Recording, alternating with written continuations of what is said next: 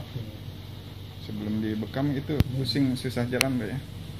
Tapi kalau sujud terlalu lama gitu kan, bangun tuh, berasa kayak goyang gitu, misalnya Goyang ya? Kayak goyang gitu tuh, padahal enggak goyang-goyang. Karena vertigo ya?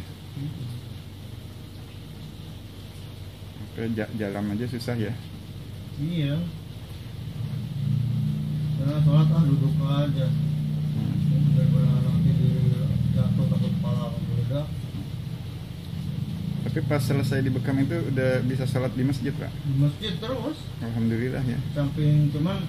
Samping jendela, kita dekat jendela. Ya, kan ada pegangan tuh. Iya. Anu pintu, buka pintu. Yeah. Kalau diri itu pegang. Tapi kan sedikit saya agak nyender, yang penting kan saya bisa diri. Yang penting udah bisa di masjid ya. Kalau di tahiyat juga saya agak bahu agak dipepetin ke tembok. Orang juga nauin, apa-apa. Duduk aja kan sholatnya, enggak lah. Saya harus bisa diri. Kalau diturutin katanya penyakitnya mikirnya. Nggak diturutin juga tetap aja begitu. Iya. Pas habis bekam, alhamdulillah, pulang dari sini kan, waktu berangkat naik motor aja sampai saya jalan seperti apa.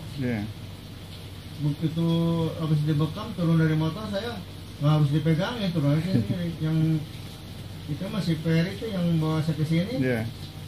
Bah, namanya apa? Oh jatuh katanya, pegangan. Enggak, belajar. Nggak pakai dipegangin lagi ya? Nggak dipegangin, kolokan kalau diturutin.